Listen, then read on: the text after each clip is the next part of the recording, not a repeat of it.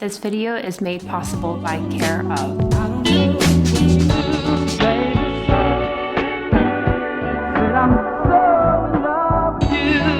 Hey everyone, good evening. It is Monday night and it is officially interview season. I have 2 interviews coming up this week. One is going to be at my home institution, and the second one on Thursday is going to be at a different hospital. It's going to be in Brooklyn. I've been just kind of thinking about all the interview questions and how to prep for them, and I thought I might make a vlog out of it. So I wanted to just bring you guys along the journey and let you guys know how I'm prepping and what I'm going to be wearing and things like that. So in terms of how I'm prepping, I sort of looked at the questions that are floating around online, some of the common questions that they ask in residency interviews, and you can find the list like pretty easily. Question of whether these questions will actually be asked, it really depends on the program, and you know, it's impossible to be perfectly prepared going into an interview. I think there's always a component of the unexpected and something that you didn't really prepare for, but I think the ultimate goal of these interviews, at least for residency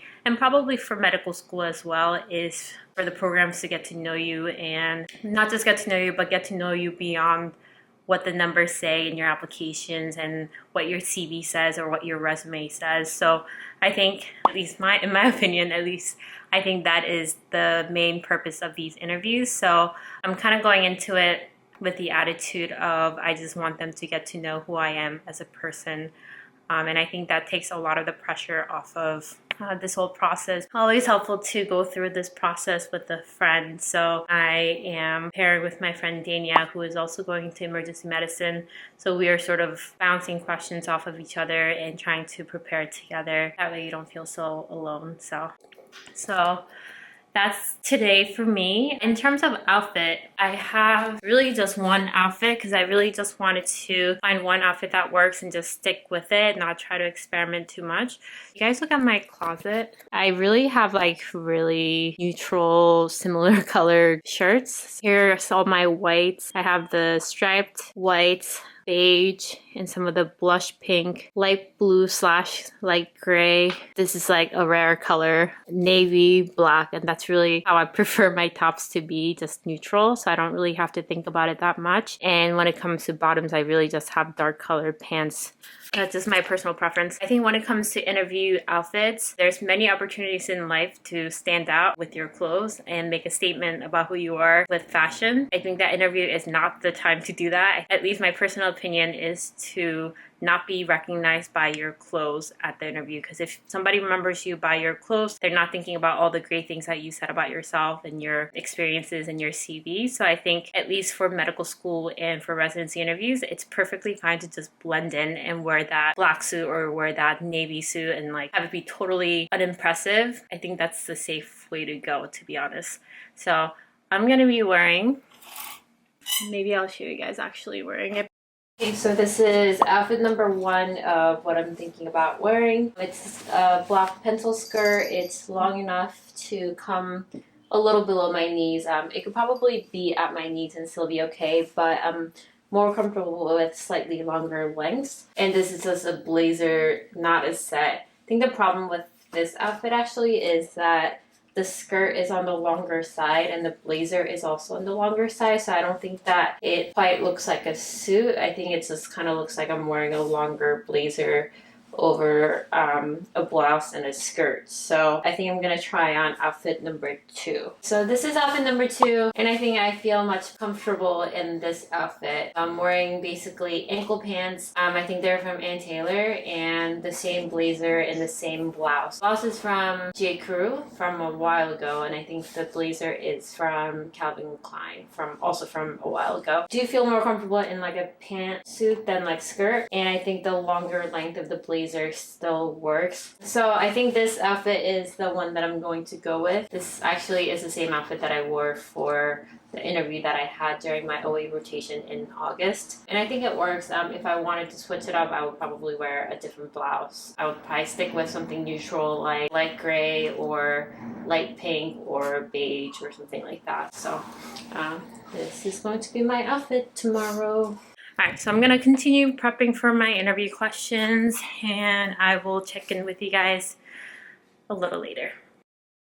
Hey guys, so it's about 10:30, 10:40 right now, and I just finished preparing for my interview tomorrow, and I think I'm going to bed soon. So best thing I can do right now, even though I'm really nervous about it, is for me to just get a good night's sleep and wake up early enough, get ready, and get to my interview on time. So I'm gonna head to bed. I'll check in with you guys tomorrow morning if I have time. If not, I'll check in with you guys tomorrow after my interview.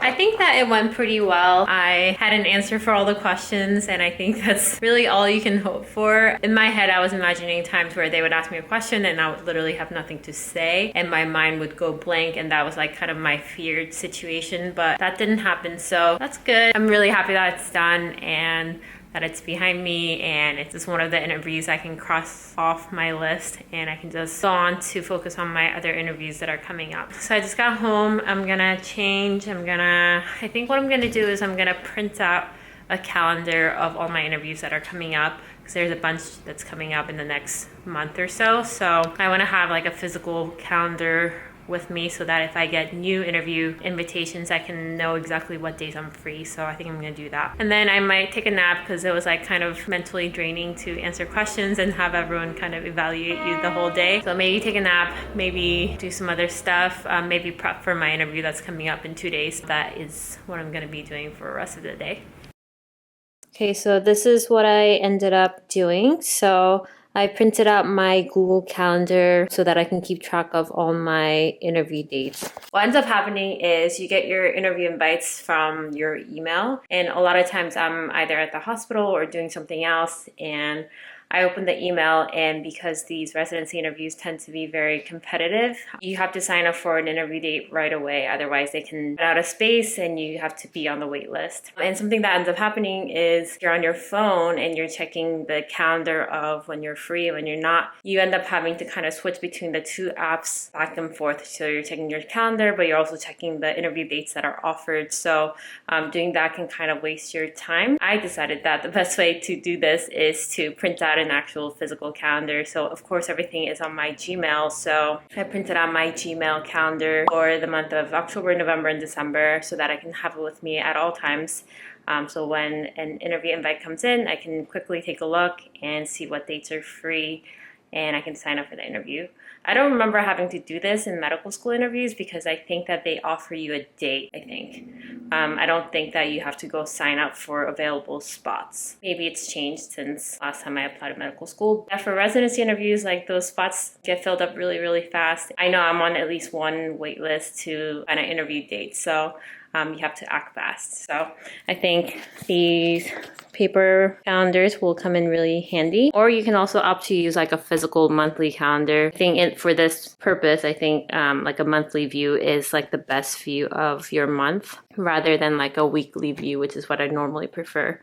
So that's what I have been working on, kind of getting all my schedule together, making sure all the interview dates are solid and confirmed. And I've also read a little bit about the program that I'm going to be interviewing at on Thursday. So that was my day. So let me know if you guys find this whole interview process interesting. I know that as I go further into my medical training, I know that a lot of you aren't even studying medicine or aren't really interested in doing that. So I don't know if this is interesting or useful or applicable to a lot of you, but if you guys find it interesting, I can try to film more of these throughout my interview dates that are coming up for the next couple months. So let me know what you guys want to see, if you guys have any questions about the whole process, and I will try to address those questions as best as I can.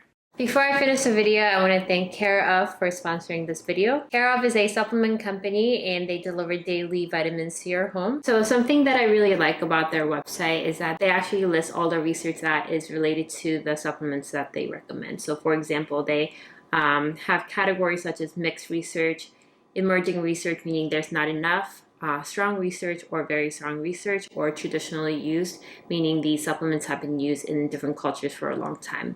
So something established like vitamin B12 has strong research, and it actually tells you how many number of studies and whether the supplement has any double-blind placebo studies as well. So for my personal packet, which looks like this, it says Jamie, and you can see the supplements behind. I have a few things. I have vitamin D, I have rhodiola, and I have evening primrose, and I have astaxanthin. So for example, something like vitamin D has very strong research, and it's supposed to support strong bones. And astaxanthin, which wasn't recommended to me, but I was curious about trying it out, so that's why it's in my packet. So you can definitely pick all the supplements that are recommended to you based on your questionnaire, but if you read about other products and you're curious, you can also add that to your packet as well. So as you can see, it comes in a individual packet like this, and actually the whole box is shipped, and this is my whole month's supply of vitamins, and you can just take one out from here when you're on the go, and that's something I would personally do in the morning. If I'm really busy and on the go, I would just take one out and keep it with me, and then either take it when I'm driving to the hospital or when I actually get to the hospital when I have a chance to sit down and have some breakfast. So super convenient. This packaging is really neat. I like that. You can just take it with you on the go, and you don't have to have all those bottles, and you don't have to remember to take them every day because it's already all ready for you. So if you are interested in trying out Care Of, I have a special offer for you guys. You guys can go to takecareof.com and use the code TheStriveToFit to get 50% off your first month of supplements. Again, that is takecareof.com, and the code is TheStriveToFit. So I'm gonna close the vlog here. Thank you guys so much for watching the vlog. I hope you guys enjoyed it. Let me know if you guys are interested in seeing more of my interview process, and I will try to film more of it in the next couple of months. Thank you guys again for watching, and I will see you guys in the next one.